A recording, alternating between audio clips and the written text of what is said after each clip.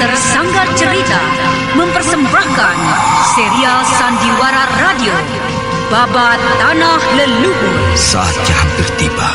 Sebentar lagi rasa sakit itu akan tiba. Aku akan menghentikan semedi itu setelah aku mendapatkan tanda-tandanya. Babat Tanah Leluhur.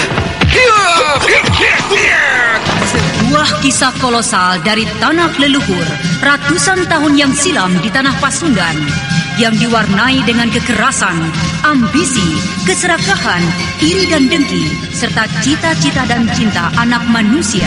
Kau belum juga mengatakan siapa pembunuhnya. Aku akan memberikan balasan yang setimpal padanya. Babat Tanah Leluhur. Naskah disusun oleh Tisar Sponsen. Ide cerita Cece Suhyar. Teknik dan montase Yadi Enos. Musik oleh Haris Sabar dengan sutradara Thomas Ake. Babat Tanah Leluhur didukung oleh artis-artis Sanggar Prativi.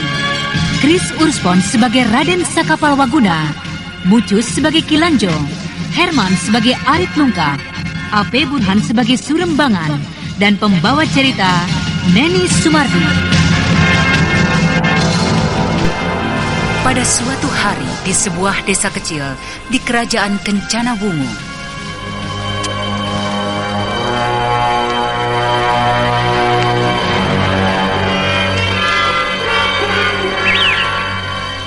Ayolah, mengapa kau mesti takut, Adi Barung? Kita hanya mencari makan saja. Dan lagi, di desa kecil itu tidak ada orang yang mesti kita takuti. Iya, orang desa itu memang tidak kita takuti. Tapi jika salah seorang dari mereka melaporkan ke kota, tentu kita akan mendapat susah. Di sana banyak prajurit Kencana Wungu yang tangguh. Dan lagi kota Susukan tidak jauh dari kota ini. Kenapa kau jadi seperti ini, Adi Barung? Kita hanya akan mencari gulai di desa itu. Nasi hangat dan... Apakah Kakang mempunyai uang? Hah? Uang? Untuk apa uang itu? Nah, dengan cara yang akan kita lakukan akan menimbulkan kegemparan di desa yang belum pernah dijamah kelompok kita. Hanya 2 piring nasi dan gulai. Kau berpikirnya terlalu jauh, Adi Barung. Katakan saja jika kau takut. Tapi tugas kita bukankah hanya sekedar meronda? Bagaimana jika Ki Guru mengetahuinya? Memangnya berapa lama waktu yang akan kita gunakan untuk cari makan di desa? Ya, memang tidak lama. Nah, jadi bagaimana? Kau takut untuk menyertaiku? Takut? Katakan saja jika memang takut. Baiklah, baik. Ku temani kau, Kakang. Begitulah di Barung. Ayo cepat kita masuk ke desa itu.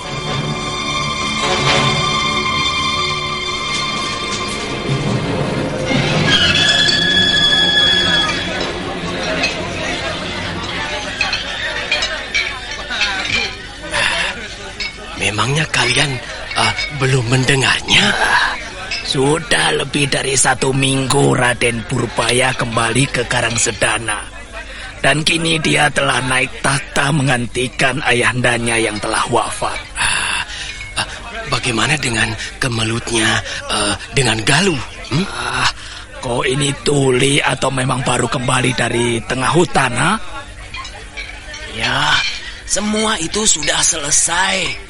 Galuh telah mengeluarkan pernyataan bahwa Raden Purbaya yang kini bergelar Prabu Purbaya tidak bersalah. Pembunuhan dan pembakaran kuil yang terjadi adalah perbuatan orang lain yang menyamar sebagai dirinya. Nah itu, telingamu masih kalah tajam dari Ki Busur yang tidak pernah beranjak dari warungnya ini. Sudah. Kok ini kakek pakai ikut-ikut bicara soal pemerintahan segala, soal kenegaraan. Sudah, urus saja warungmu ini. Ini, tambahkan air minumku. Jangan lekas tersinggung, Adik Gopal. Tentu saja kupingmu kalah tajam dengan Ki Busur yang setiap hari menguping di warungnya ini.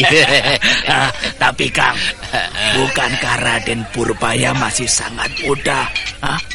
Bagaimana ia akan sanggup memimpin Karangsedana dan juga membawai 3 buah kerajaan tetangganya, termasuk juga kerajaan kita ini, Kencana Wungu?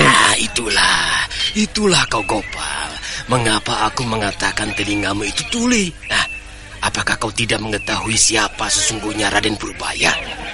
Dia adalah seorang manusia utama, seorang manusia pilihan dewa, dan bahkan ada yang mengatakan bahwa beliau adalah titisan dewata.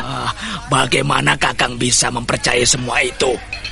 Apakah hanya karena kepandian silatnya yang tinggi? Ya, pertempuran di gerbang kota raja itu sebagai buktinya. Seluruh prajurit, kaum pengemis tongkat merah, dan juga hampir seluruh rakyat Karangsedana menyaksikan kemampuan beliau yang sangat aneh.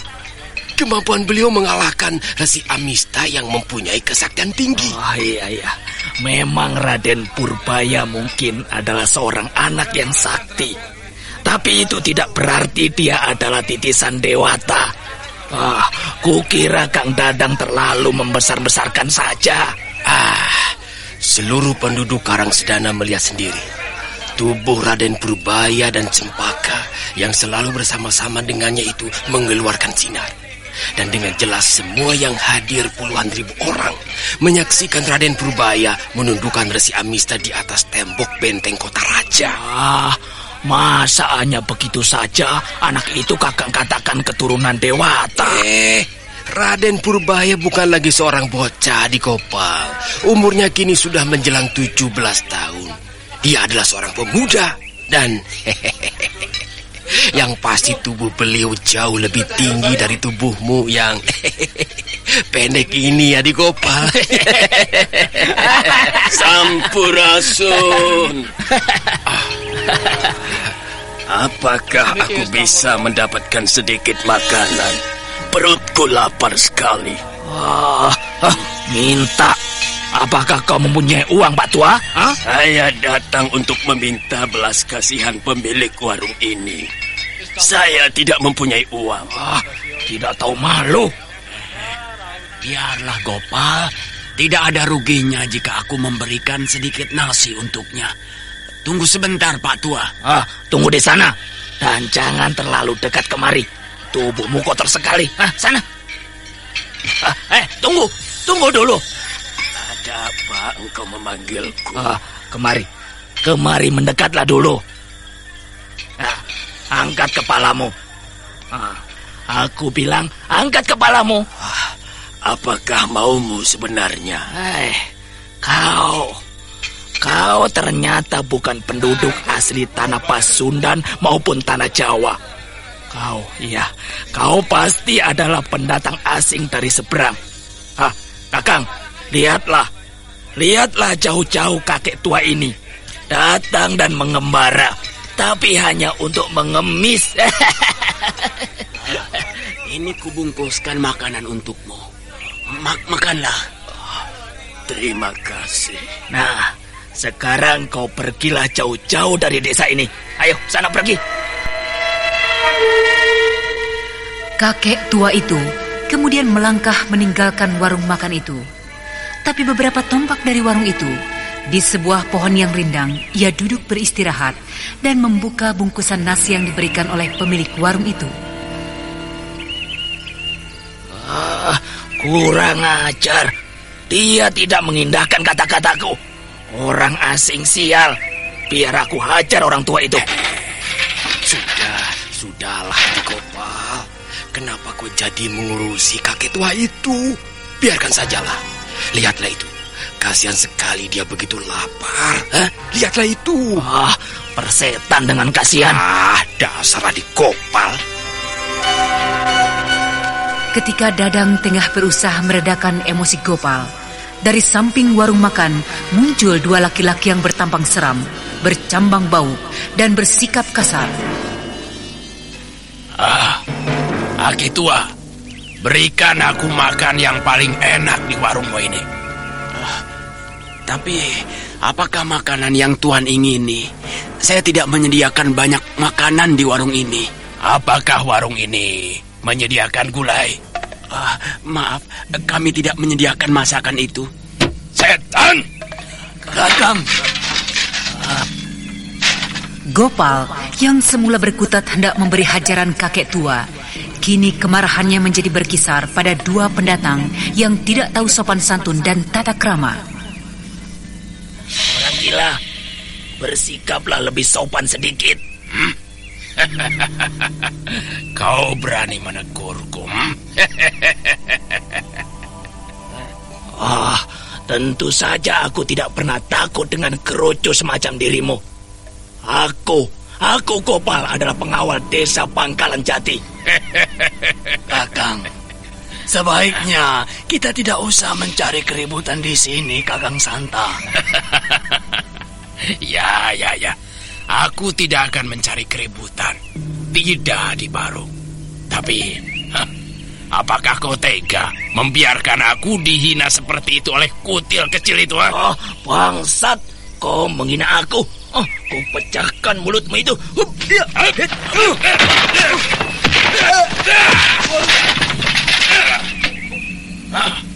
Mana? Cepat berikan aku makan, Patuang. Apa saja yang paling enak di warung ini? Cepat! Baik, Tuan.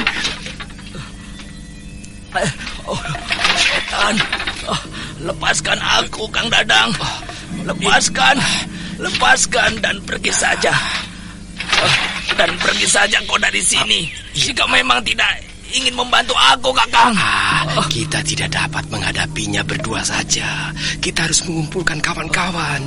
Agaknya keduanya adalah begal-begal yang liar dan ganas. Dia bukan penduduk desa sekitar sini. Sabarlah di Gopal, sabar. Tidak, Kakang. Sakit pukulannya ini tidak bisa mengatasi sakit hatiku akibat penghinaan yang dilakukan terhadapku, Kakang. Aku akan membunuh orang itu, Kakang. Jangan, Adik Gopal. Berbahaya, jangan. Tidak. Kau menyingkirlah. Lihatlah, semua orang sudah menyingkir dari warung ini. Menyingkirlah, Kakang.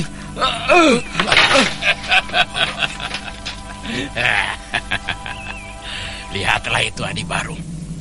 Hebat sekali semangat orang itu. Jangan besar kepala dahulu, sobat. Aku tidak bisa mengampuni dirimu yang telah menghina aku. Cepat kau keluarkan senjatamu, atau kau tidak akan mempunyai kesempatan untuk mencabutnya nanti. Hei, kenapa kau diam saja di situ? Mana makanan yang aku minta? Cepat! Ini Tuan.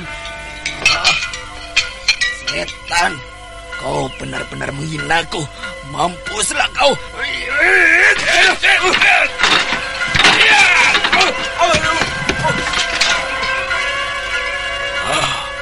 Ayolah, cepat habiskan makanan ini, Adibarung.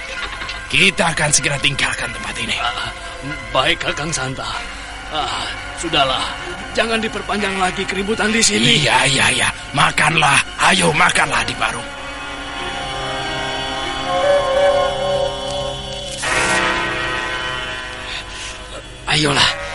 Ayolah. Bangkit dan tinggalkan tempat ini, Adik. Aku tidak sanggup untuk berdiri, Kakang. Ya. Aduh, kau tidak membantuku, Kakang. Kau memiliki kepandaian yang lebih tinggi dariku, Kakang. Ya, benar, Adik Gopal. Tapi kepandaian kedua orang itu sangatlah hebat. Mereka bukan orang sembarangan. Kita tidak boleh bertindak sembrono. Kakang, tinggalkan saja diriku dan panggillah para penduduk desa ini. Jangan biarkan mereka lolos. Tapi aku tidak apa-apa, Kakang. Cepat tinggalkan tempat ini. Panggil para penduduk sebelum mereka pergi, Kakang. Baiklah, Adik Gopal. Kau berhati-hatilah. Tunggu. Tunggu. Ada apa, Kaki Sanak? Setan. Masih juga kau berpura-pura? Bukankah kau ingin mengumpulkan tenaga untuk menangkap aku? Apakah kalian takut? Setan, pergilah. Dan aku akan membunuh temanmu itu. Pengecut. Diam saja. Dan jangan tinggalkan tempat ini sebelum aku selesai menikmati hidangan itu. Ingat, keselamatan temanmu itu. Baiklah. Jika demikian, aku akan tetap diam di sini. Tapi untuk mencoba kemampuanmu itu, begal liar. Setan. Selera makanku jadi hilang karena engkau. Kakang, mundurlah. Lanjutkan makanmu. Biar aku yang akan menghadapi orang yang nekat ini. Terima kasih, Adibarung. Biarlah orang itu juga terkapar seperti temannya itu. Dan jika perlu, bunuh saja. Aku yang akan bertanggung jawab jika sampai terjadi apa-apa. Ya. Kakang makan sajalah. Sebenarnya kami datang tidak untuk mencari keributan. Tapi kawanmu mengganggu kakangku Santa. Karena itu, kau pun akan menerima getahnya. Sudahlah. Jangan banyak cakap.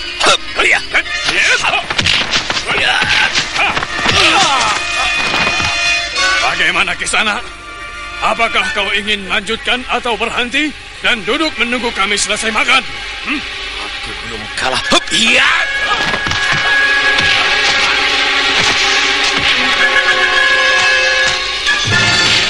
Pertarungan kembali terjadi. Akan tetapi, tetap saja Dadang, pemuda yang merupakan pengawal desa Pangkalan Jati itu, tidak dapat banyak berbuat. Pukulan-pukulan dari Ki Barung terus mendesaknya. Tapi tiba-tiba saja terjadi satu keanehan. Tubuh Ki Barung begal liar itu terpental jauh dan jatuh tidak berdaya.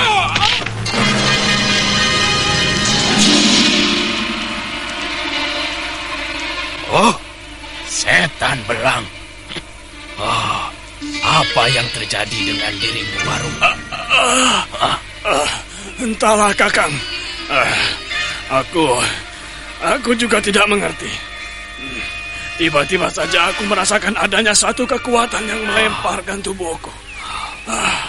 Kekuatan yang tidak dapat kulawan, Kakang. Apakah perbuatan dari anak itu? Tidak mungkin, Kakang. Tidak mungkin. Pemuda itu tidak memiliki kepandaian sehebat itu. Jika begitu, biarlah. Aku akan memancing orang itu keluar. Jika memang ada yang secara diam-diam membantunya.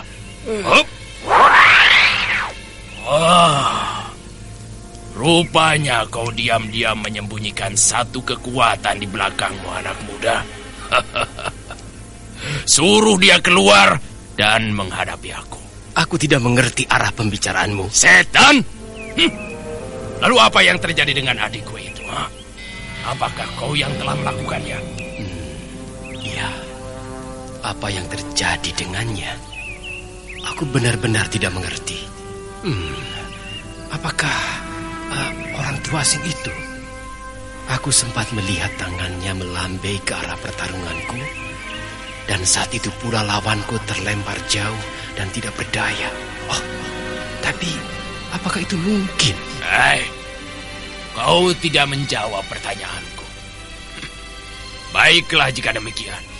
Aku yang akan memaksanya keluar.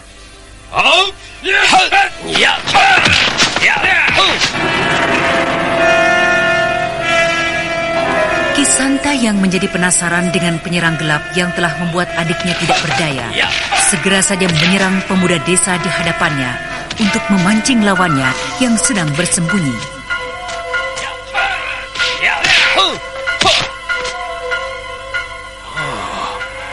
Apakah orang tua yang tengah menikmati nasi bungkus di bawah pohon itu orangnya? Ya, sejak tadi aku melihat dia berada di situ. Dan tidak menghindar seperti orang-orang lain yang makan di warung ini.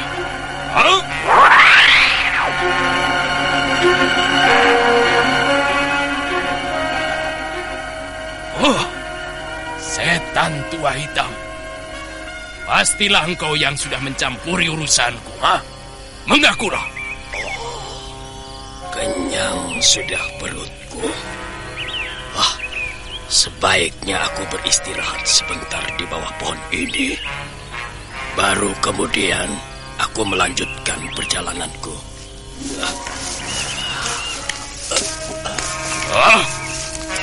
Setan!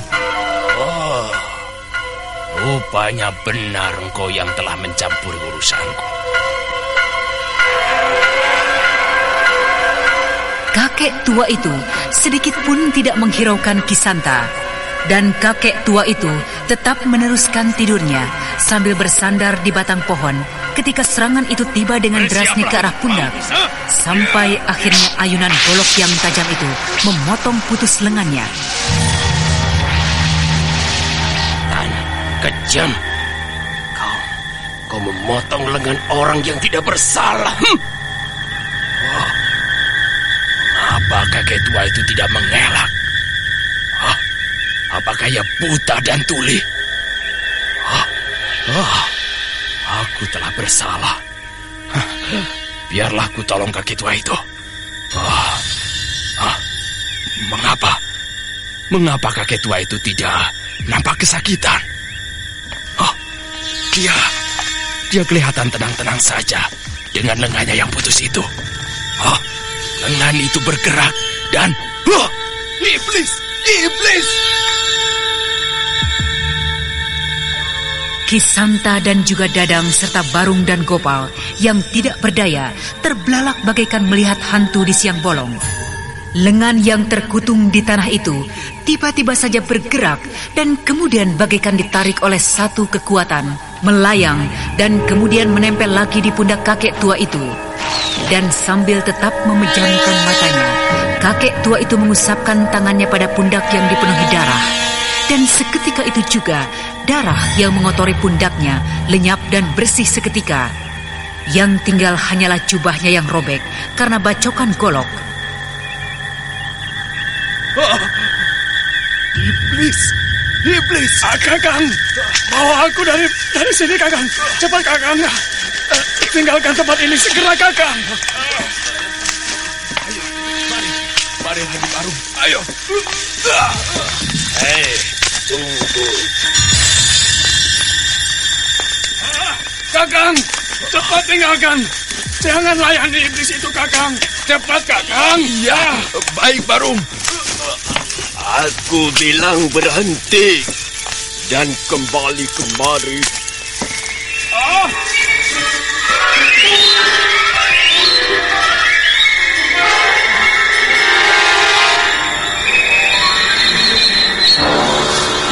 Kakang! Terus, Kakang! Jangan berhenti! Kenapa Kakang kembali? Tinggalkan tempat ini, Kakang! Aku juga tidak mengerti, Hadi Barung. Kakiku tidak mau berhenti. Iblis, kakiku ini tidak dapat kuperintahkan lagi.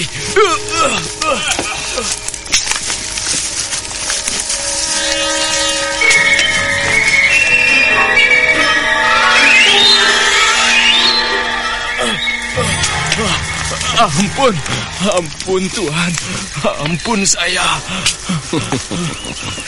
Kenapa kau menjadi demikian takut kepadaku? Aku tidak akan membunuhmu.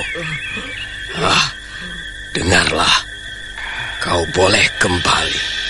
Tapi aku harap kau mau menceritakan pengalamanmu ini pada pemimpinmu. Aku menunggunya di sini.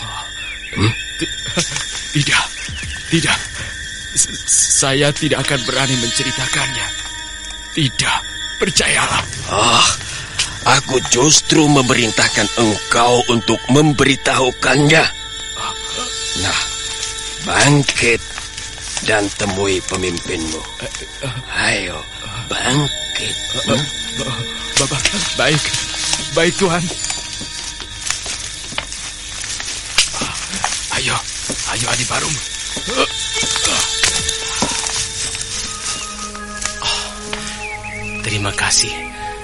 Terima kasih atas pertolongan Tuan.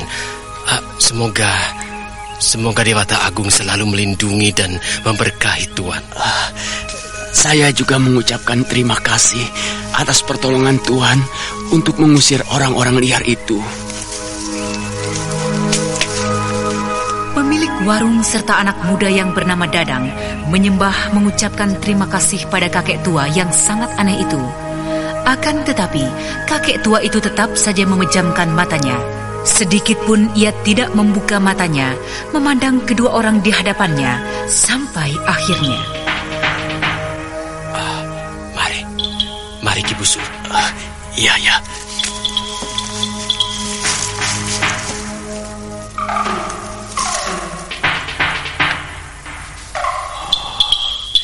Siapakah orang itu sebenarnya? Apakah dia adalah iblis atau seorang dewata? Entahlah, kepandaiannya memang bagaikan iblis. Seakan-akan ada kekuatan gaib yang dimilikinya untuk menyambung lengannya dan juga memanggil dua orang begal liar tadi. Lihat, di mana kakek tua tadi, Dang? Lihat, Dang, dia sudah tidak ada lagi di tempatnya. Ayolah, kau tutup saja warungmu, Ki Busur. Aku khawatir dia adalah seorang iblis yang jahat. Tidak, mungkin kedatangannya justru adalah membawa berkah bagi kita. Dia telah mengusir dua begal tadi. Dan aku kira untuk selamanya mereka tidak akan berani datang mengacau di warungku lagi. Aku pergi saja, Ki Busur. Ayo, Gopal, kita tinggalkan tempat ini. Ayo.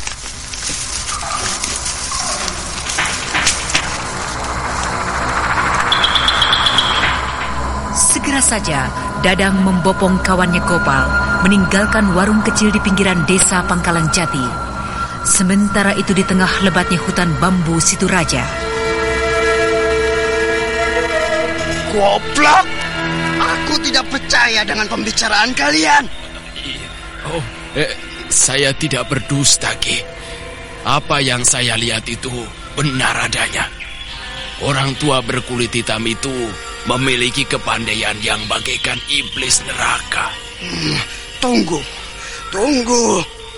Kau katakan dia bukan berasal dari tanah Pasundan maupun Jawa. Benar, Ki. Dari caranya berpakaian, kulitnya yang berwarna hitam legam, serta hidungnya yang tidak sama dengan kita. Dia pasti berasal dari seberang lautan. Saya yakin, Ki, dia adalah seorang resi dari India. Jangan-jangan dia adalah Resi Amista. Ya, Resi Amista yang pernah menghamba di kerajaan Karangsedana. Ayo kita lihat orang tua itu. Akan kulihat sampai di mana kemampuannya sehingga berani menantangku, Ki Bajul Segoro. Tapi kepandaiannya sangatlah hebat, Ki. Setan! Aduh. Ki, kenapa Ki memukul saya? Kau menghina aku, Santa. Kau terlalu memandang rendah padaku. Cepat bangkit. Ayo, hubungi kakangku. Suruh dia untuk menyusulku ke desa Pangkalan Jati. Baik, Ki. Mari, Adi Barung. Tidak. Kau pergi sendiri. Biarkan Barung menemaniku bersama dengan beberapa orang temannya. Pergi cepat. Iya, Ki.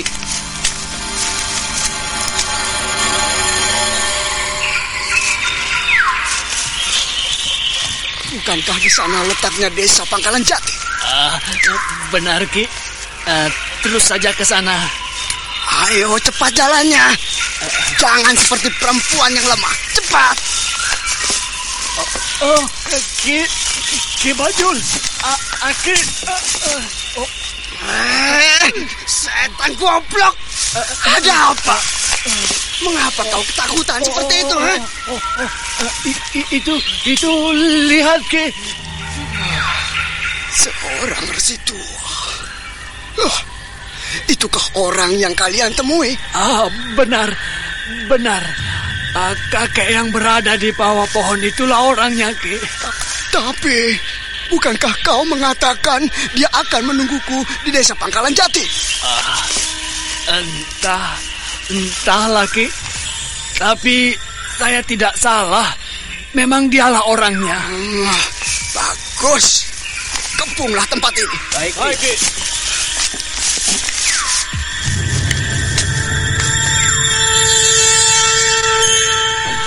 Hei orang tua, siapakah kau ini?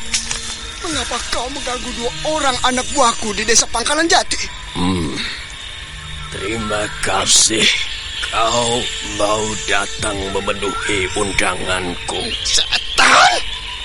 Kau benar-benar sombong, kakek tua. Aku datang bukan untuk memenuhi undangan, tapi untuk memenggal batang lehermu. Oh, siapakah kau ini? Apakah kau adalah pemimpin dari kelompok begal-begal liar ini?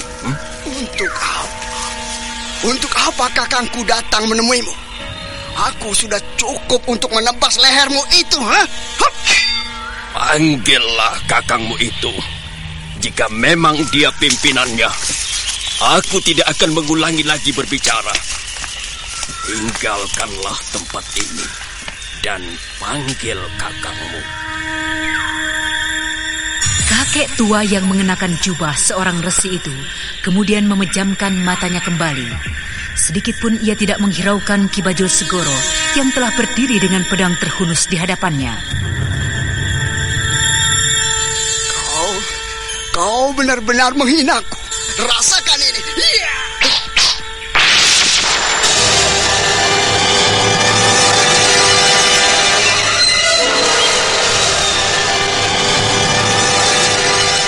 Ki Bajul Segoro menusuk cepat ke arah dada kakek tua itu. Dan tanpa dapat dicegah lagi, pedang panjang di tangan Ki Bajul Segoro masuk menembus dada kakek misterius itu. Sejenak, Ki Bajul Segoro sendiri terkejut.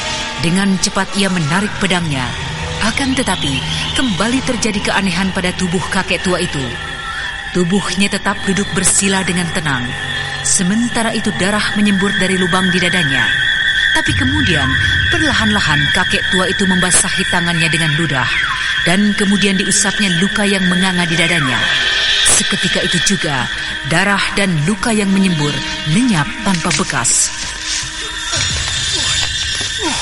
Iblis! Benar-benar iblis kakek tua di hadapanku ini. Ilmu apakah yang dimilikinya? Tinggalkanlah tempat ini dan panggillah pemimpin kelompok kalian. Aku tidak ingin berbicara 2 kali.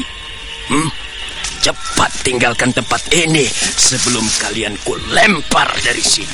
Kau tidak bisa menakutiku dengan ilmu iblismu, kakek tua. Keluarlah, sobat. Apakah engkau adalah pemimpin kelompok begal-begal liar ini? Apakah kakang sudah tiba? Baiklah, jika memang ingin aku paksa.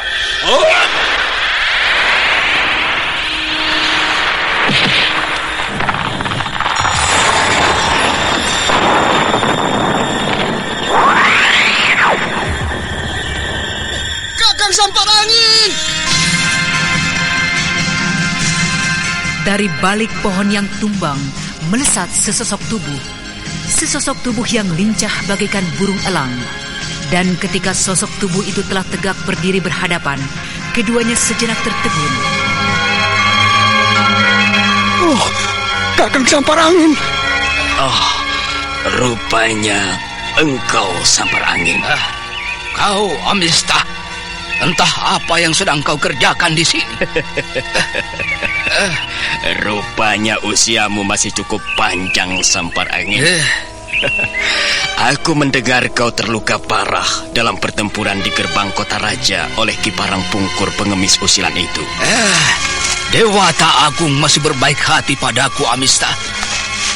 Aku mendengar semua sepak terjangmu di Indraprasta, Galuh, dan setelah itu menghilang beberapa lama dari tanah Pasundan ini. Iya, dan kini aku kembali lagi.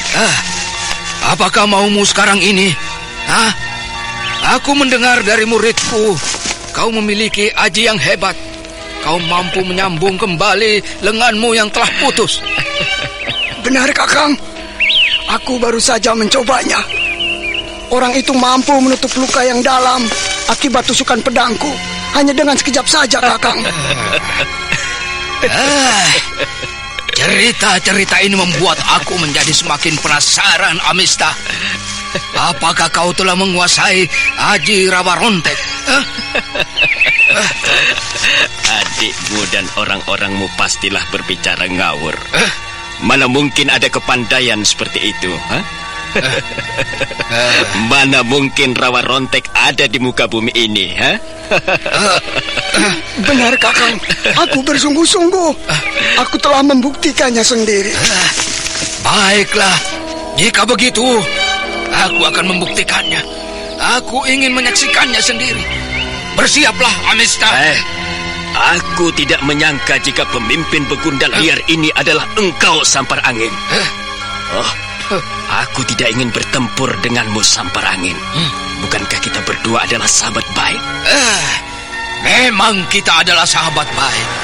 Tapi biarlah aku menyaksikan kehebatanmu dulu.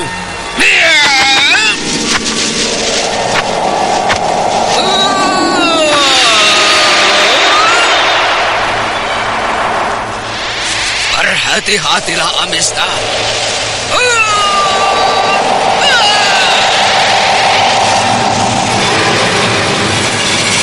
Ki Sampar Angin yang pernah menjadi mengabdi bersama-sama dengan Resi Amista pada Prabu Jayasuntana menyerang rekannya itu dengan kekuatannya yang tidak tanggung-tanggung lagi. Angin yang ditimbulkan oleh kekuatannya menderu-deru dan merobohkan pohon serta menerbangkan batu yang berada di sekitarnya.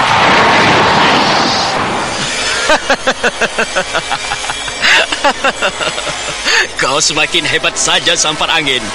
Hebat sekali. Tunjukkanlah padaku, Amista, kehebatan dari Aji Rawarontekmu itu.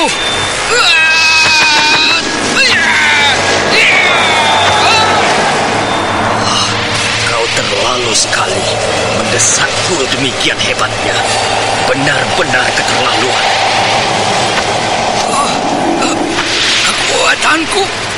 Kekuatanku serasa terhambat oleh kekuatan yang tidak terlihat. Pastilah ini karena perbuatan Resi Amista.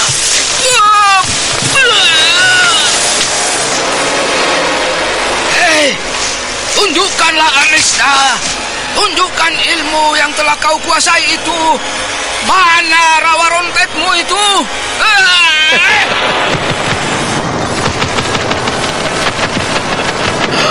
Baiklah, Sampar Angin. Seranglah aku dengan seluruh kekuatanmu.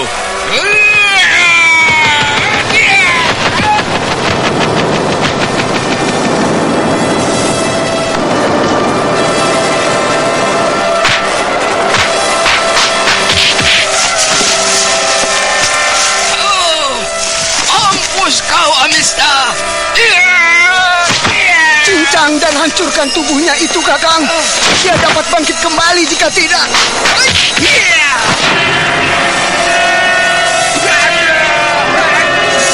Pukulan Ki Sampar Angin yang susul menyusul ditambah dengan kibasan-kibasan golok dari Bajul Segara membuat tubuh Resi Amista putus menjadi beberapa bagian.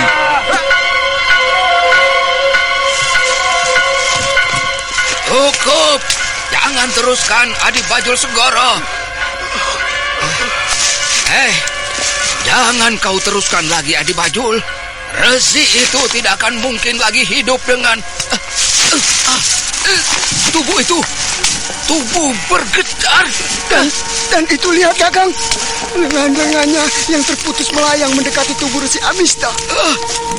Benar-benar iblis. Kakang, dia akan segera bangkit. Lihat itu, Kakang. Bagaimana, Sampar Angin? Bagaimana dengan kehebatan ilmuku yang baru? Kau benar-benar luar biasa, Amista. Aku benar-benar takluk dan tunduk padamu. Bagus, Sampar Angin. Sekarang yang harus kita lakukan adalah menggalang kekuatan dari dunia hitam. Kumpulkan kekuatan dari segala lapisan. Kita akan menguasai desa-desa di sekitar ini dan kemudian merebut kota-kota kecil. Baru setelah cukup kekuatan, kita akan menggempur kota Raja Kencana Wungu.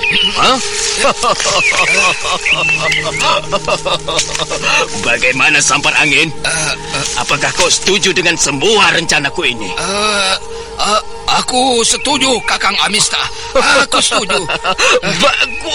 Bagus. Satu saat kita akan mencapai semua cita-cita itu.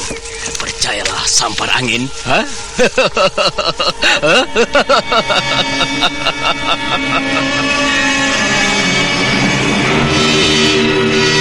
Kita tinggalkan dahulu Resi Amista yang tengah mempersiapkan segala sesuatu untuk keperluan rencana besarnya. Sekarang, marilah kita menengok situasi di Karang Sedana.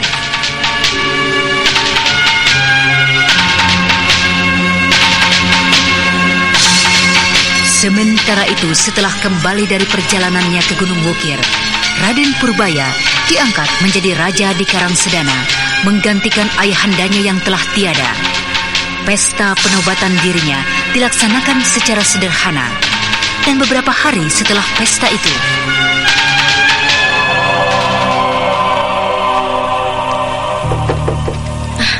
siapa itu? Hamba, tuanku. Pengawal dalam istana. Masuklah. Ada apa kau datang menghadapku, pengawal? Ampun, tuanku. Di luar ada Tuan Raka Parumpang yang memohon untuk menghadap tuanku. Mau apakah dia? Apakah dia mengatakan keperluannya? Ampun, tuanku. Hamba tidak menanyakannya, tuanku. Baiklah, suruh dia menungguku di serambi kanan bilikku. Aku bersedia menemuinya. Baik, tuanku. Hamba mohon diri, tuanku.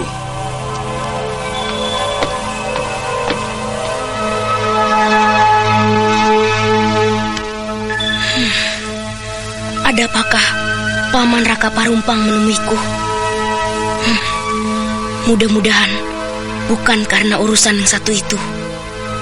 Ya, aku belum tahu bagaimana akan menjawabnya jika hal itu yang ditanyakannya. Tapi aku merasa hatiku berdebar-debar. Paman Raka Parumpang dekat sekali hubungannya dengan Bibi Ratih, ibunda dari adik Paramita yang dicalonkan oleh ayahanda sebagai istriku.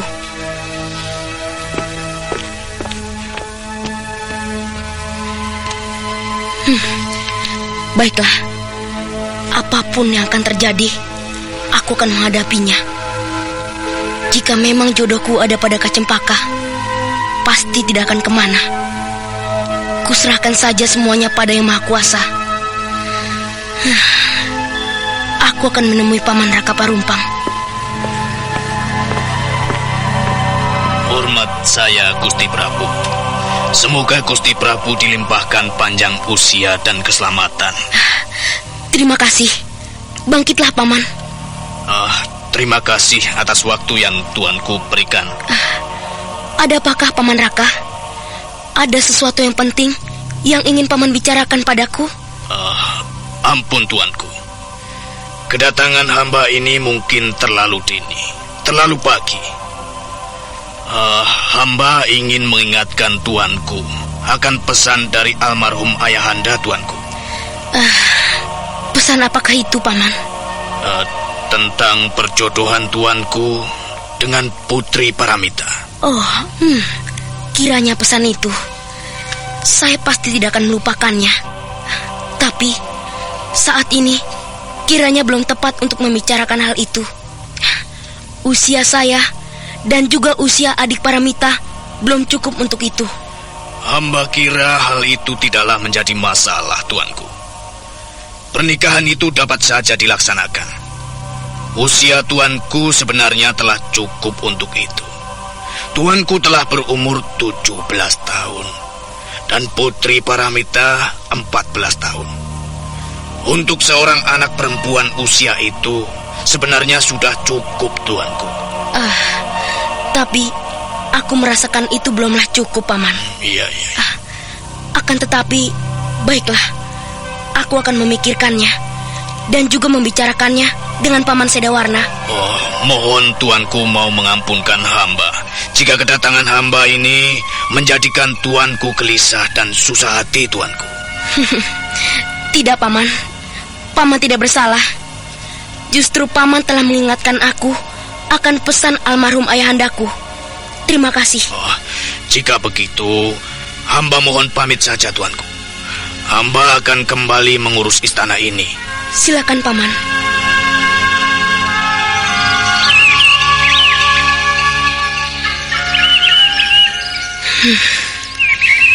Dewata Agung, berilah aku petunjuk untuk menghadapi dan menyelesaikan tali perjodohanku ini. Aku mencintai Kak Cempaka. Aku mencintainya. Dan itu tidak bisa kupungkiri dan kusembunyikan lagi. Aku tidak dapat menikah dan hidup bersama adik Paramita atau bersama siapapun selain dengan Kak Cempaka. Kakang Mas Purbaya! Kakang Mas! Adik Paramita! Kemana-mana aku mencarimu. Tidak taunya di sini. Rasanya aku juga sudah mencari ke Taman Sari ini tadi. Tapi Kakang Mas Purbaya tidak kulihat di sini. Aku berada di bilikku sejak pagi. Kemudian Paman Raka Parumpang mencariku. Dan aku berbicara di serambi bilikku. Dan kemudian baru aku pergi kemari ke Taman Sari ini. Ada apakah engkau mencariku, adik Paramita? Sekarang percuma.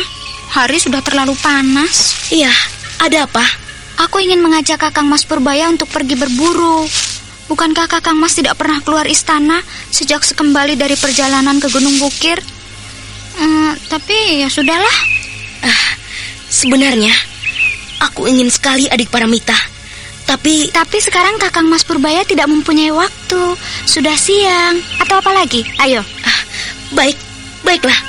Kita berangkat saja sekarang. Hah? Betulkah Kakang Mas mau berangkat siang ini juga?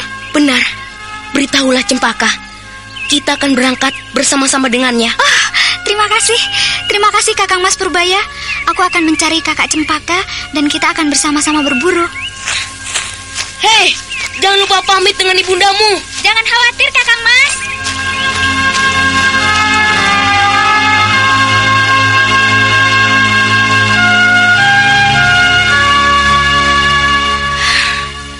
Adik Paramita begitu baik. Aku khawatir jika sampai melukai hatinya. Entah dia mengerti atau tidak dengan tali perjodohannya itu. Sejenak, Raden Purbaya yang kini telah bergelar Prabu Purbaya saling pandang dengan Cempaka. Mereka tidak mengerti dengan sikap Paramita yang tiba-tiba saja diam seribu bahasa. Dan setelah mereka masuk jauh ke dalam hutan,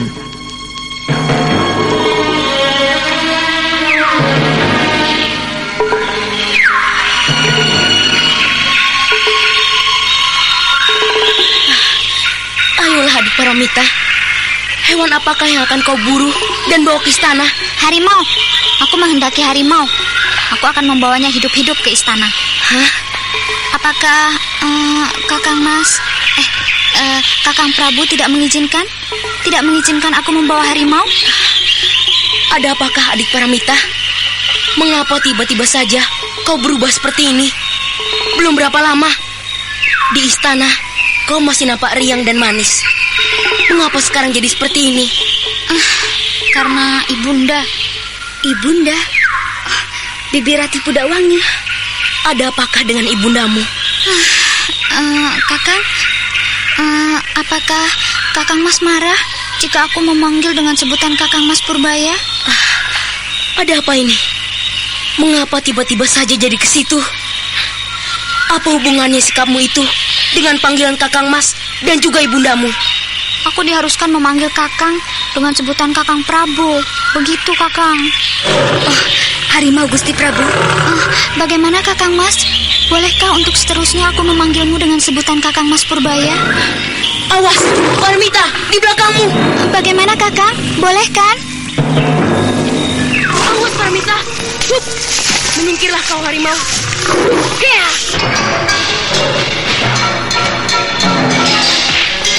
Raden Purbaya yang tidak berniat membunuh harimau belang itu melempar dan memukul harimau itu dengan pukulan-pukulan yang tidak terlalu keras. Tapi baru saja harimau itu berputar tubuh, sebuah bayangan menghadang dan tegap menantang. Mau kemana kau belang? Tunggu dan ikutlah aku kembali ke Karang Sedana. Awas adik Paramita, harimau itu cukup ganas dan tenaganya pun cukup besar. Apakah Kak Cempaka pikir aku tidak sanggup untuk menghadapinya? Ya, kau pukullah dan usir dia pergi. Aku justru akan menangkapnya hidup-hidup. Aku akan membawanya ke istana. Apakah Kakang Mas Purbaya menghalanginya? Tidak mengizinkannya? Baiklah, mundurlah. Biar aku yang akan melumpuhkannya. Tidak, Kakang Mas. Aku yang akan melumpuhkannya. Aku yang akan membawanya hidup-hidup. Awas, Paramita! Gusti Prabu, apakah yang akan kita lakukan dengannya? Biarkan saja. Kita akan menjaganya saja. Kelak, jika ia mendapat kesulitan, baru kita turun tangan. Iya. Oh, lihat itu. Ia menunggangi harimau itu, Gusti. Benar-benar seorang anak yang nakal. Berbahaya sekali.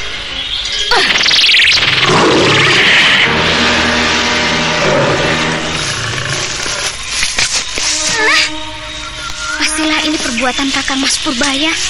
Aku belum melumpuhkannya. Tiba-tiba saja dia terkapar lemas. Akui saja, Kakang Mas.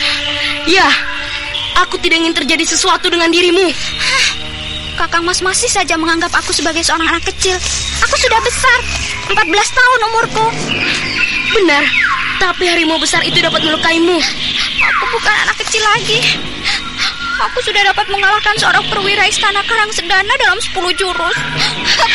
Iya. Adik Paramita. Biarkan saja dia pergi, Kak.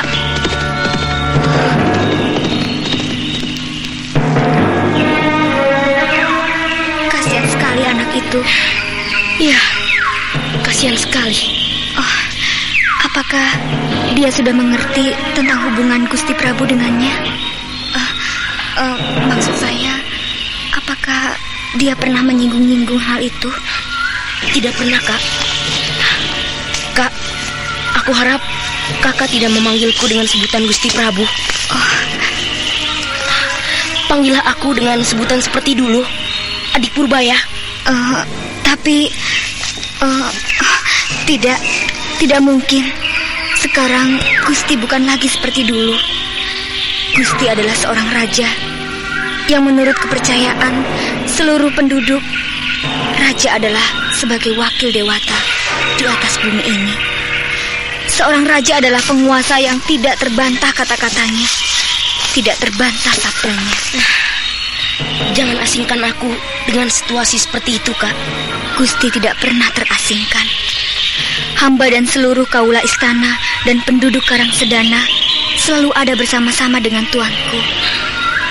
Baiklah, kau boleh memanggilku dengan sebutan seperti itu di hadapan rakyatku. Tapi, aku tidak dapat menerima panggilan itu dalam saat-saat seperti ini. Tapi, saya tidak dapat mengecilkan diri Gusti Prabu dengan panggilan seperti itu. Mengecilkan? Mengecilkan aku? Kak Cempaka tidak pernah mengecilkan aku dengan panggilan seperti dulu. Tidak, Kak. Panggillah aku dengan panggilan seperti dulu. Hatiku ini serasa terkucilkan dengan panggilan yang aneh itu darimu. Tapi jangan panggil aku dengan sebutan Gusti lagi.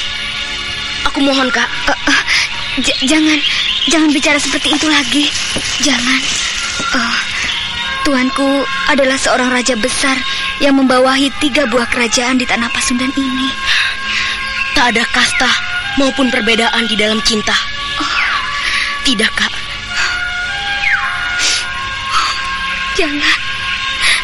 Jangan bicarakan hal itu lagi. Jangan, Adik Purbaya.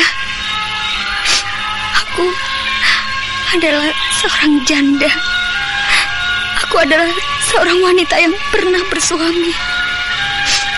Aku adalah seorang hamba. seorang hamba yang hina. Jangan lukai lagi hatiku ini dengan hal itu, dengan cerita itu. Ya, marilah kita kembali ke istana. Hari sebentar lagi akan gelap. Tunggu, Kak. Aku akan membawa harimau itu ke istana. Kau bawalah kudaku. Biar aku akan memondong harimau itu. Jangan, adik Purbaya. Biar saya saja yang mengangkatnya. Mana boleh, Kak. Engkau adalah seorang wanita. Tapi aku adalah seorang wanita pendekar. Aku sanggup untuk mengangkatnya, walaupun sekaligus 5 ekor harimau. Sedangkan engkau adalah seorang raja aku, sembahan seluruh rakyat Karangsedana dan juga 3 kerajaan lainnya. Naiklah ke atas kuda itu, biar aku yang akan mengangkatnya. Hop! Ayo, adik Purbaya. Hop! Hea, hea!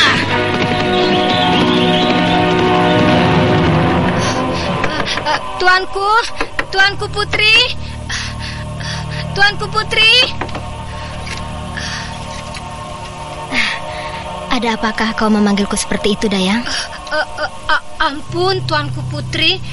Gusti Prabu Purbaya datang mengunjungi tuanku. Gusti Prabu Purbaya? Benar, Tuanku Putri. Dia kini beliau sedang menunggu di luar. Tentu semua ini adalah karena ulah Paramita. Baiklah, persilakan beliau masuk. Baik, Tuanku. Hei, Paramita, ada apa sebenarnya dengan Gusti Prabu? Apa kau telah membuatnya marah? Paramita, ayo bangkit cepat.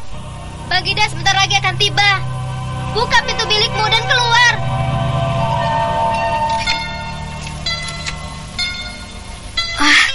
Tuanku datang dan mengunjungi bilik hamba. Entah apakah maksud dan tujuan tuanku. Apakah hamba atau putri hamba telah melakukan suatu kesalahan? Bangkitlah, Bi. Kedatanganku ini hanya ingin menjenguk keadaan adik Paramita. Pastilah anak nakal itu telah berbuat curang ajar kepada tuanku. Sikapnya aneh sekali sepulang dari berburu. Di manakah adik Paramita, Bi? Dia mengunci biliknya dari dalam dan tidak mau bicara. Ada apakah, tuanku? Apakah anak hamba telah melakukan suatu kesalahan? Tidak, Bi. Justru saya yang telah mengecewakan hatinya. Baiklah, jika ia keluar dari kamarnya, sampaikan maaf saya untuknya. Mana boleh seperti itu, tuanku. Biarlah, nanti saya yang akan mengajar adat pada anak itu. Jangan, Bi. Katakan saja pada adik Paramita bahwa saya setuju dan mengizinkannya. Akan hamba sampaikan, tuanku. Baiklah, saya permisi untuk kembali, Bi. Salam untuk adik Paramita.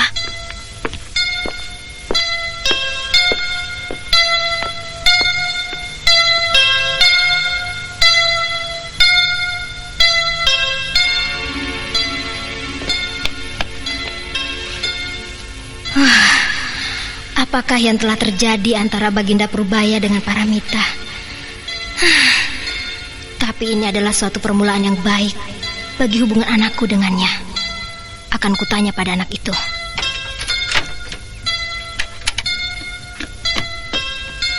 Mita, Mita, buka pintu kamar ini. Mita, buka pintu ini. Mita, aku ingin tidur, Bunda. Aku lelah. Iya, tapi bukalah sebentar. Ada yang ingin Ibunda bicarakan denganmu. Bukalah sebentar, Mita. Mita, Mita, buka, Mita. Jangan membuat ibumu marah. Ayo cepat buka.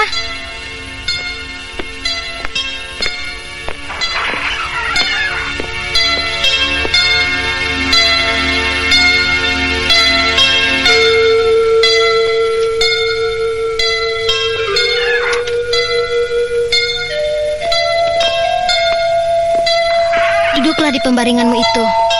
Ada yang ingin Ibunda bicarakan. Cepatlah, Bunda. Saya ingin beristirahat. Kepala saya terasa pusing sekali. Ada apa sebenarnya dengan Baginda Purbaya? Kenapa dia datang kemari mencarimu? Apa yang telah kau lakukan dengannya, Mita? Kau telah berbuat kurang ajar dengannya. Saya tidak berbuat apa-apa dengan Kang Mas Purbaya. Kakang Mas lagi. Bukankah Ibunda sudah katakan, panggil Baginda dengan sebutan Kakang Prabu? Dengar, jangan membuat kesalahan pada Baginda Purbaya. Batasi sikap manjamu pada beliau. Jika tidak, Ibunda akan mengadukan pada Paman Raka Parumpang. Bukankah begitu? Selalu saja Paman Parumpang. Ibunda selalu saja mengandalkan Paman Raka Parumpang untuk mengurus diriku. Memangnya siapa Paman Parumpang? Adik dari ayahandaku? Siapakah dia, Bunda? Ibunda tidak usah mengajak Paman Parumpang untuk mengurusi diriku. Mita. Tuanku Putri. Ada apa, Dayang? Tuan Raka Parumpang datang mengunjungi tuanku. Oh ya, persilakan beliau masuk. Baik, tuanku. Bersikaplah yang baik, Mita. Pamanmu Raka Parumpang akan datang.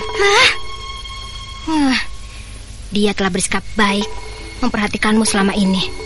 Karena itu, janganlah menunjukkan sikap yang dapat menyinggung perasaannya. Tuanku Raka Parumpang menunggu di ruang tamu, tuanku. Aku akan segera menemuinya.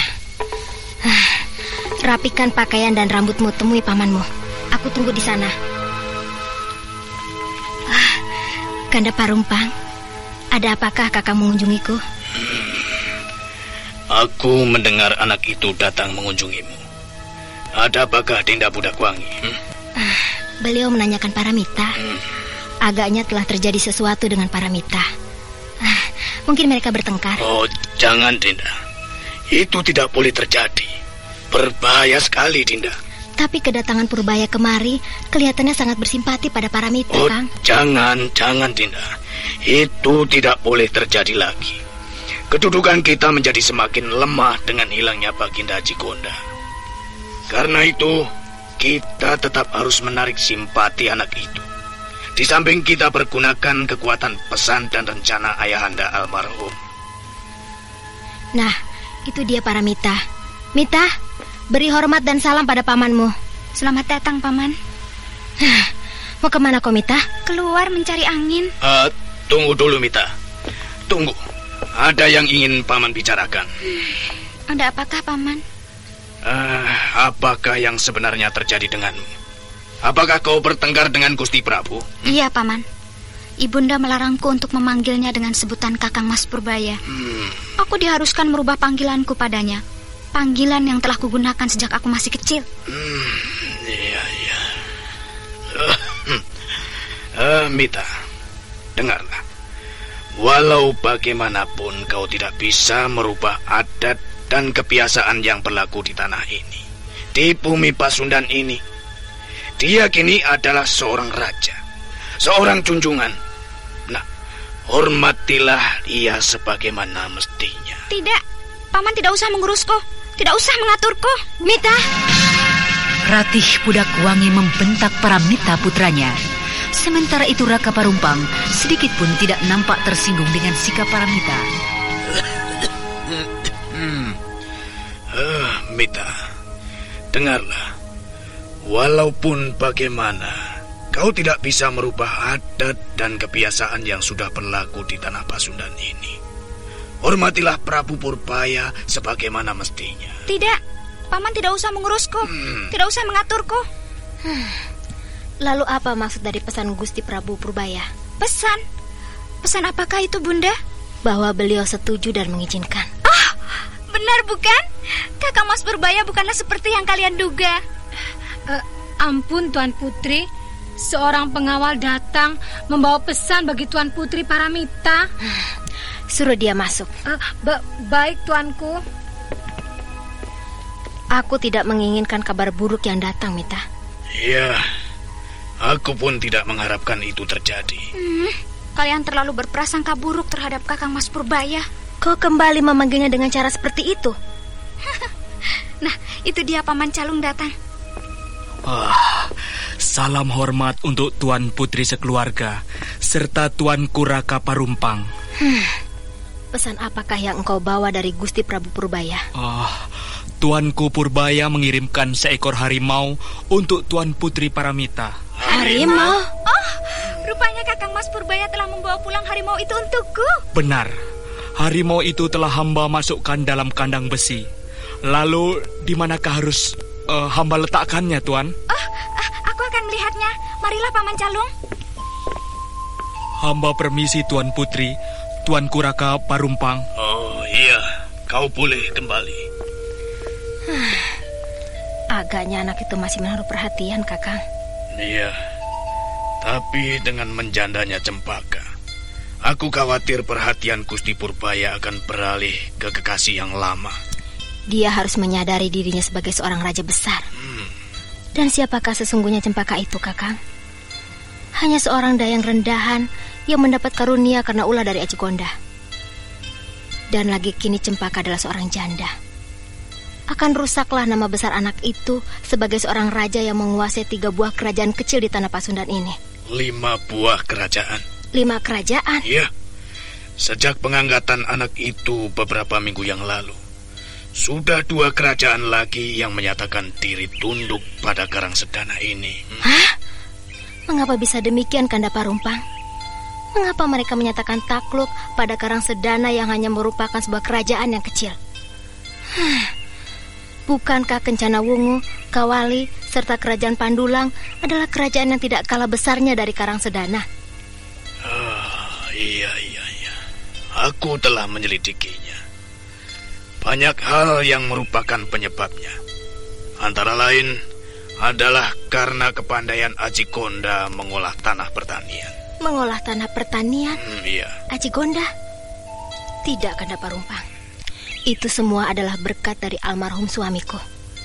Almarhum Kanda Suntana yang telah membangun dan menyuburkan lahan pertanian di Karangsedana ini. Iya. Kau benar, Dindarati. Tapi sebelum almarhum suamimu menduduki tahta, merebutnya dari Ajigonda, sebelum kemarau melanda Karangsedana, daerah ini sudah merupakan daerah pertanian yang subur. Saluran-saluran air dan sistem pengairannya banyak dikagumi berbagai kerajaan. Dan hal lainnya mungkin ini yang lebih aneh. Tentang kehebatan dari Gusti Prabu Purbaya. Kehebatan dari anak itu, Kakang? Iya. Apa yang hebat dari anak itu, Kanda Parumpang? Anak sekecil itu, apanya yang dibanggakan? Aku juga tidak melihat sendiri kehebatannya. Tapi banyak prajurit dan para penduduk yang menyaksikan kehebatan dari anak itu hingga menyebar ke seluruh negeri. Apa kehebatannya, Kanda Parumpang? Anak itu mampu mengalahkan Resi Amista. Mengalahkan Resi Amista? Wah, apakah itu merupakan ukuran tunduknya sebuah kerajaan? Kau belum tahu kepandaian dari Resi Amista, Dindarati. Resi Amista memiliki kepandaian yang sangat hebat yang tidak dapat ditundukkan oleh jago manapun. Tapi di tangan Gusti Prabu Purbaya, Resi Amista itu dengan mudahnya dapat dikalahkan. Apakah dengan begitu Kanda menjadi putus harapan? Kita masih memiliki Paramita, Kakang. Dari tangan anakku itu, Purbaya akan kulenyapkan. Siapa yang putus harapan? Jangan salah mengerti, Dindarati. Aku tidak pernah putus harapan untuk menjatuhkan kembali kekuasaan dari bocah itu. Akan tetapi, jika Paramita sampai tahu, tentu dia akan menjadi penghalang, Dindarati. Dia begitu menyukai dan menyayangi Purbaya. Jangan pikirkan anak itu. Paramita adalah urusanku. Apa kau sudah mempunyai rencana? Iya. Mudah-mudahan dalam waktu dekat ini kita akan dapat bergerak secara bersungguh-sungguh, Dinda. Hah? Apa yang akan Kanda Parumpang lakukan? Kemungkinannya masih aku pelajari. Nanti akan kuceritakan padamu. Nah, sekarang aku permisi dulu. Kau membuatku semakin penasaran saja, Kanda. Katakan saja sekarang. Nanti aku akan mengatakannya di pondok peristirahatanku. Aku sudah rindu sekali denganmu, Dindarati. Besok malam aku tunggu, ya. Nah, aku pergi.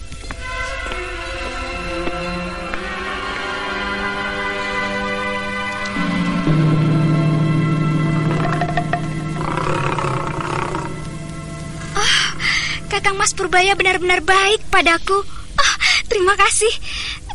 Paman Calung, sampaikan salam dan terima kasihku pada Kakang Mas Purbaya ya. Iya, akan hamba sampaikan. Tapi di manakah kandang harimau ini akan diletakkan, Tuan Putri? Sebaiknya letakkan di taman kecil di Serambi Kiri, tempatmu, Paramita. Oh, engkau Kak Cempaka? Iya, letakkanlah harimau itu di tempat yang sejuk dan rimbun. Tentu dia akan menjadi kerasan dan tidak gelisah. Benar, Tuan Putri. Jika sampai harimau ini tidak kerasan, tentu seluruh istana akan terganggu dengan suaranya. Baiklah, jika begitu, kau letakkanlah harimau ini di Serambi Kiri, di sudut taman yang rimbun. Angkat kandang harimau itu ke Serambi Kiri pondok itu. Ayo cepat. Baik, Ki, baik. Kak Cempaka, ayolah, kau juga ikut ke pondokku. Lihatlah tempatnya, apakah cukup baik untuk meletakkan kandang si belang? Baiklah adik Paramita.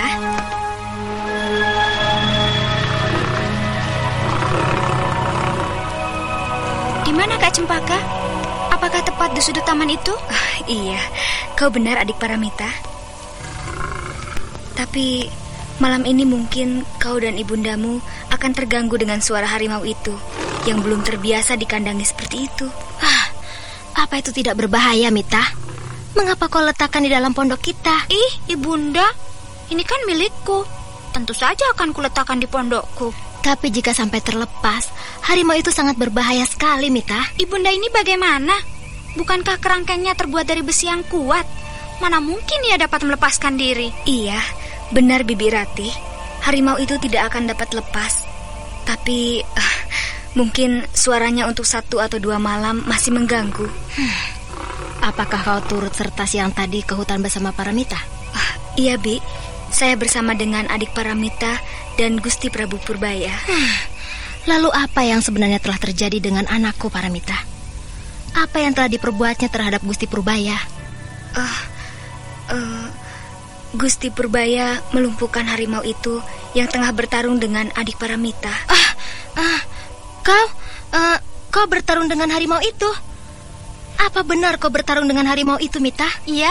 Apakah ibunda tidak percaya? Jika ibunda tidak percaya, aku akan melepaskannya. Dan ibunda dapat menyaksikan aku mampu menundukkan harimau itu. Kau keterlaluan sekali, Mita. Apakah kau sudah tidak menyayangi nyawamu lagi? Tentu saja Mita menyayangi nyawa Mita. Lalu bagaimana, Cempaka? Apa yang telah dilakukan oleh Baginda Purbaya? Seperti yang sudah saya katakan tadi, Gusti Prabu melumpuhkan harimau yang tengah bertarung dengan adik Paramita. Tapi apa, Cempaka? Adik Paramita menjadi agak kecewa. Iya, aku menjadi kecewa, lalu pergi meninggalkan Kakang Mas Purbaya. Kau benar-benar nakal, Mita. Kau tidak lagi menyayangi nyawamu.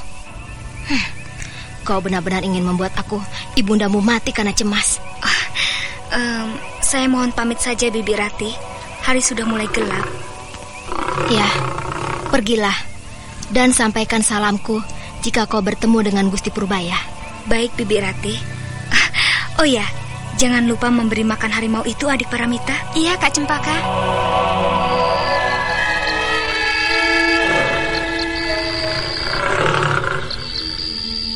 Mita, Paramita, datanglah kemari. Ada yang ingin ibu bicarakan denganmu. Iya, sebentar, Bu. Habiskanlah semua makanan ini, Belang. Aku akan menemui ibundaku dulu.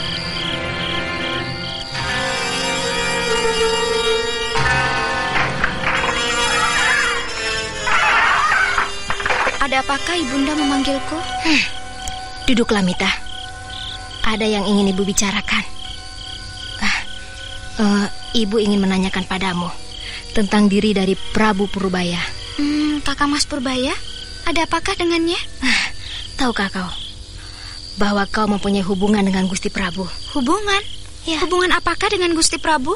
Apakah kau tidak pernah mengingat apa yang telah kau lakukan beberapa tahun yang lalu? Perayaan besar, keramaian. Katakan saja, ibunda, jangan berteka-teki seperti itu. Benar-benar kau tidak lagi mengingatnya. Pertunanganmu dengannya. Pertunanganku? Pertunanganku dengan siapa? Dengan Gusti Prabu Purbaya. Pada upacara itu, kau berkeliling kota dengan kereta kuda dan mengenakan pakaian indah. Oh, keramaian itukah? Ya, aku ingat. Aku berkereta kuda bersama dengan Kakang Mas Purbaya dan kemudian Kakang Mas Purbaya pergi meninggalkan aku. Bukankah begitu, Bunda? Ya, begitulah anakku. Bagus, kau telah mengingatnya. Lalu, kenapakah dengan semua itu? Ya, apakah kau kini mengerti hubunganmu yang sebenarnya dengan beliau? Maksud Bunda? Gusti Prabu Purbaya sejak ayahandanya hidup telah ditunangkan denganmu. Oh, jadi? Ya, jadi kau adalah calon istri dari Gusti Prabu. Oh, aku calon istrinya, calon istri Kakang Mas Purbaya. Benar, mungkin tidak lama lagi kau akan menikah dengannya. Tapi Kakang Mas Purbaya tidak pernah bercerita tentang hubunganku itu. Mungkin karena ia masih mengira kau adalah seorang bocah kecil, Mita. Tidak, aku tidak mau dianggap sebagai seorang bocah kecil. Aku sudah besar. Kakang Mas Purbaya memang keterlaluan. Masih saja menganggapku sebagai bocah kecil. Sudahlah, Mita. Hal itu nanti Paman Raka Parumpang yang akan membicarakannya. Mentang-mentang dia seorang raja, dia menganggapku selalu saja sebagai seorang bocah yang kecil. Sudahlah, biarlah besok Paman Raka yang akan menjelaskan semua itu. Kau beristirahatlah. Hari sudah malam, Mita. Awas, akan kumaki Kakang Mas Purbaya. Belum puas hatiku ini jika belum melontarkan makian padanya. Mita, kau tidak boleh melakukan itu. Tidak boleh. Dasar anak keras kepala. Tetapi untunglah Purbaya juga memperhatikannya. Akan kumanfaatkan kelemahan dari anak itu. Awaslah kau, Purbaya. Kau harus menerima pembalasanku. Aku tidak akan pernah merasa puas sebelum merebut kembali Karangsedana dan membunuhmu sebagai balasan atas kekejamanmu yang telah membunuh suamiku Kakang Suntana.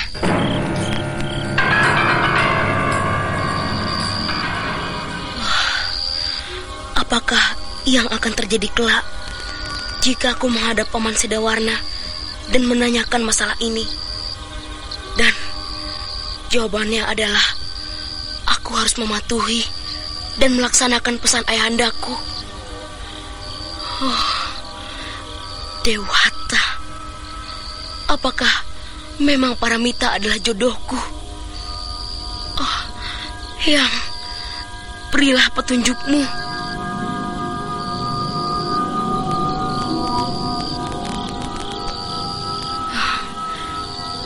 Sudah lama sekali aku tidak mengunjungi kakek di pondoknya. Ya, hampir 1 purnama sejak aku naik tata. Ya, baiklah, aku akan menemuinya di sana, di pinggiran hutan kecil itu.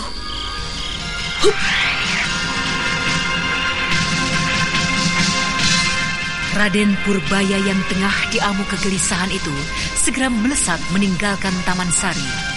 Sementara itu tanpa diketahuinya, sesosok bayangan secara diam-diam mengikutinya.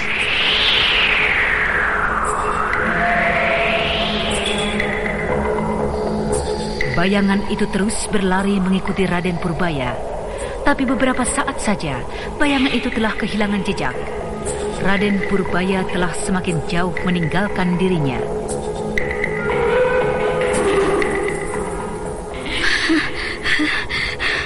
Celaka, aku kehilangan jejak. Kakang Mas Purbaya melesat cepat sekali. Tapi aku akan terus mengejarnya ke arah barat sana. Aku akan menyelidiki apa yang ingin diperbuat oleh Kakang Mas Purbaya. Aku harus memaki dan menumpahkan kekesalanku padanya. Hup!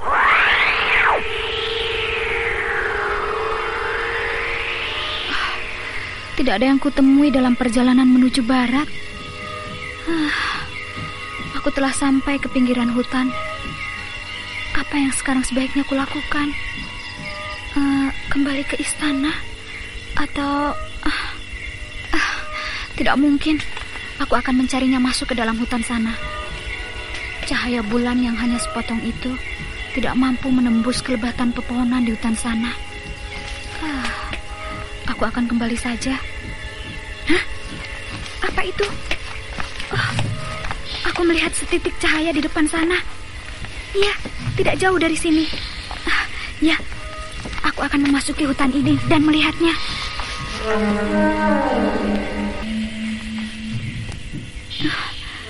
Apakah di dalam gubuk itu ada Kakang Mas Purbaya? Iya, itu Kakang Mas Purbaya. Aku dapat melihatnya dari pintu gubuk yang tidak tertutup itu. Apa yang sedang dilakukannya? Sepertinya di dalam sana ada seseorang. Kakek tua itu, guru dari Kakang Mas Purbaya dan Kak Cempaka. Akan kulihat lebih dekat lagi. Sedang apa mereka di dalam sana?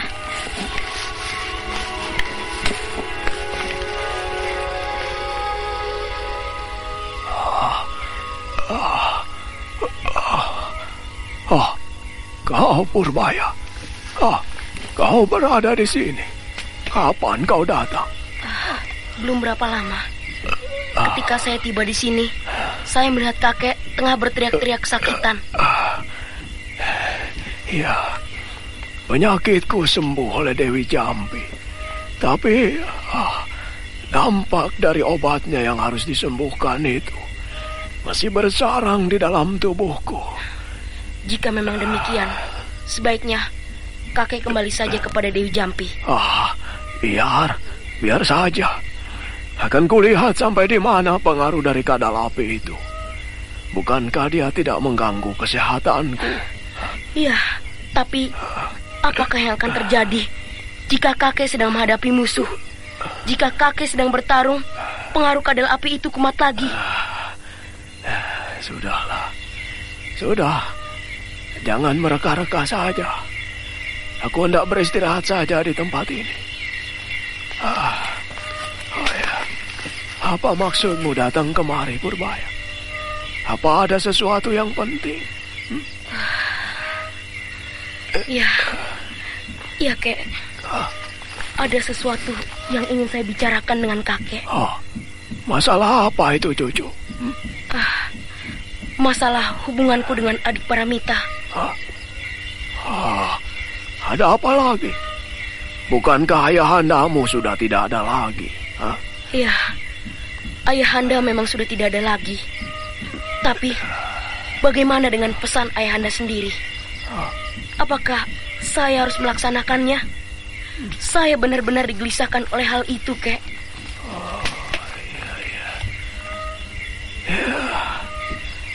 Lalu bagaimana dengan anak itu sendiri? Maksudku ibundanya. Apakah dia menegurmu? Mengingatkanmu? Atau memaksamu? Adik Paramita tidak pernah menyinggung-nyinggung masalah itu. Demikian pula dengan Ibunda Ratih Pudakwangi. Lalu? Paman Raka Parumpang. Raka Parumpang? Siapa dia sesungguhnya? Apa kedudukannya dalam istanamu? Dia masih tetap menduduki jabatan lamanya. Penasihat kerajaan Karangsedana. Ayahanda yang mengangkatnya dahulu. Iya. Dia tidak mendesak saya, tapi hanya mengingatkan sebuah pesan dari orang yang telah meninggal, dari almarhum ayahanda.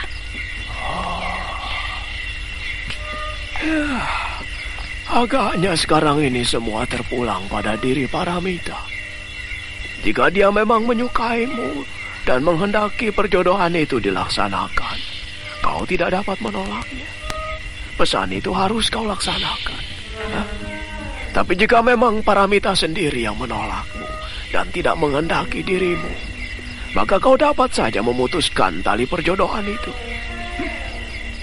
Nah, bagaimana dengan dirimu sendiri, cucu? Bagaimana pandanganmu terhadap Paramita? Aku menganggapnya seperti adikku sendiri. Aku menyayanginya. Tapi untuk mencintainya, tidak, Kek. Hatiku telah terisi oleh diri Kak Cempaka.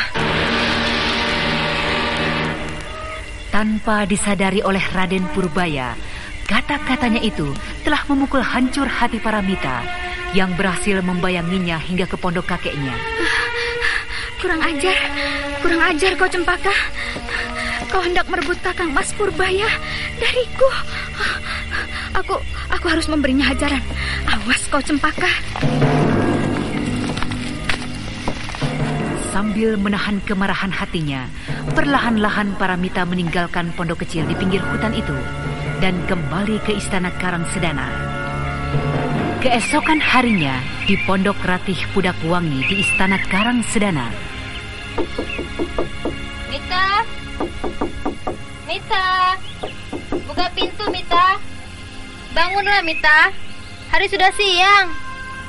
Mita, bangunlah nak. Ada apa, Bu? Ada apa denganmu, Mita? Kok matamu merah? Kau menangis? Tidak, saya tidak menangis, Bu. Kemarilah, nak. Ayo. Ceritakanlah pada ibundamu apa yang telah terjadi denganmu. Duduklah. Nah, ayo, sekarang ceritakan. Apakah kau bertengkar dengan Gusti Prabu Purbaya? Tidak, Bu. Lalu? Saya tidak bertengkar. Sudahlah, saya akan membasuh diri. Kau tidak mau menceritakannya pada ibundamu, Mita? Saya tidak apa-apa, Bu. Saya akan mandi.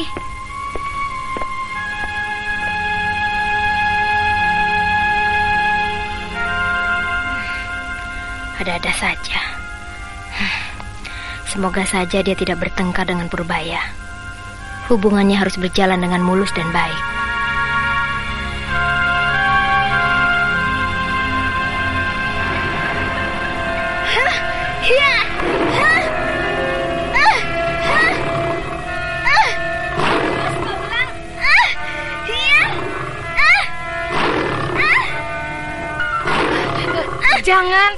Jangan Tuan Putri. Mampus kau. Jangan sakiti harimau itu Tuan Putri. Berbahaya sekali.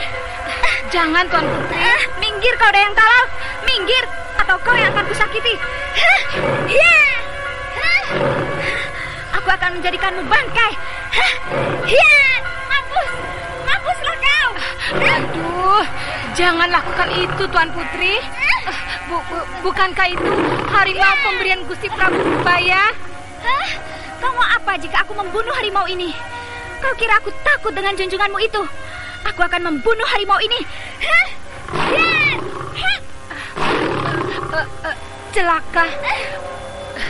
Aku harus mencari Tuan Putri Pudakwangi ibundanya sebelum harimau itu tewas ditusuk oleh bambu runcing itu.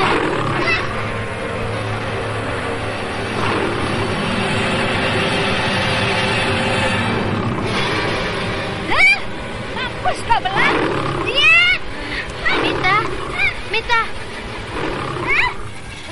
Mita, ada apa kau? Gila, hentikan kataku. Lihat itu Mita, beberapa orang pengawal dalam berdatangan kemari, memperhatikan tikamu yang bagai kerasukan setan. Biarkanlah Bu, lepaskanlah aku. Aku akan membunuh harimau itu. Lepaskanlah Bu. Tenanglah nak, tenanglah. Ayo kita masuk, lalu ceritakan pada ibumu siapa yang telah menghina dirimu dan siapa yang telah membuat luka hatimu, nak. Mari, nak. Dayang, usir itu pengawal-pengawal yang memperhatikan kemari. Baik, Tuan Putri. Sudahlah, Mita. Tenanglah anakku Paramita. Mari kita ke dalam, lalu ceritakanlah pada ibundamu apa yang telah terjadi. Nah, duduk dan ceritakanlah, Mita. Bunda, siapakah sesungguhnya Kak Cempaka itu? Setan. Apa yang telah diperbuat oleh anak itu padamu? Apa yang dilakukan oleh anak hina itu? Siapakah dia sesungguhnya, Bunda? Apa yang telah dilakukannya padamu, Mita? Tidak, dia tidak melakukan apa-apa. Siapakah sebenarnya dia? Mengapa aku tidak mengenal orang tuanya? Aku tidak mengerti. Apakah benar Kak Cempaka adalah seorang dayang? Apakah benar, Bu? Aku merasa dia bukan seorang bangsawan. Tapi mengapa kini yang terjadi justru seperti ini? Iya, dia adalah seorang dayang yang hina. Dia bukanlah seorang berdarah biru. Dan dia hanyalah seorang wanita rendahan yang mendapat karunia karena kebodohan Acikonda. Iya, aku masih mengingatnya, Bunda. Ketika aku masih kecil, dia adalah pengasuh dari Kakang Mas Purbaya yang juga kerap membantu dan mengurus diriku. Tapi mengapa sekarang dia menjadi seperti ini? Menikah dengan Kakang Landayan, salah seorang bangsawan istana. Itu semua adalah karena ulah dari Acikonda. Awas kau, Cempaka. Ada apakah, Paramita? Jika memang Cempaka telah menghinamu, biarkanlah Ibunda yang akan memberitahukan hal ini pada Paman Muraka. Tidak perlu, Bunda. Jika memang aku dihina olehnya, Bunda tidak perlu membantuku untuk membalaskan sakit hatiku ini. Aku sudah dewasa. Aku sanggup untuk membalaskan semua hinaannya. Iya, Ibu tahu. Aku, ibundamu, justru tidak bisa mendiamkannya, Mita. Gusti Prabu Purbaya harus mengetahui semua ulah dari Cempaka. Jangan, Bunda. Aku mohon, janganlah Bunda memberitahukan rasa sakit hatiku ini pada siapapun. Aku mohon, Bunda. Ya, baiklah. Baik. Tapi jika sekali lagi aku melihat ulahmu seperti tadi, Cempakalah yang kelak akan kujadikan sasaran. Paman Muraka akan kuperintahkan untuk bertindak secara berterang maupun secara tersembunyi. Terima kasih, Bunda.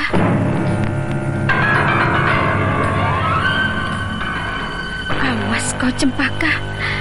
Aku tidak percaya bahwa kau memiliki kepandaian yang tinggi. Aku akan menghajarmu, hai wanita hina.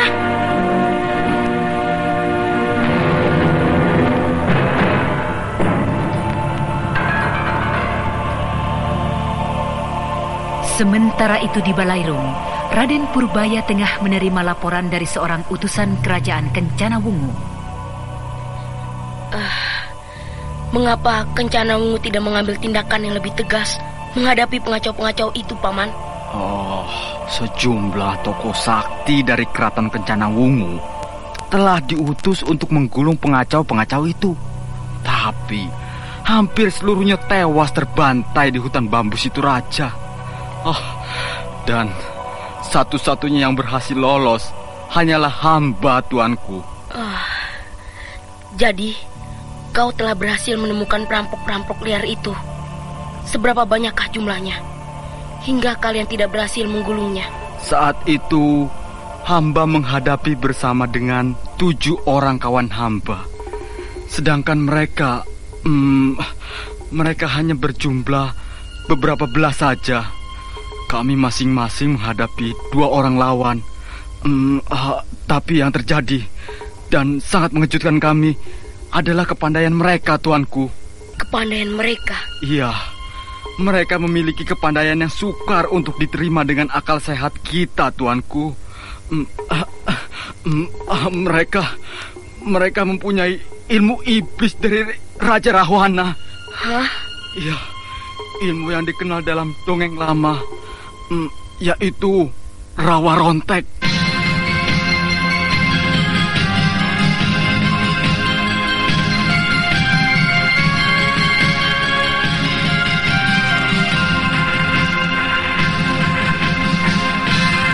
Sejenak, seluruh penghuni di Balairung Karangsedana tercengang, seakan-akan mereka tidak mempercayai pendengaran mereka.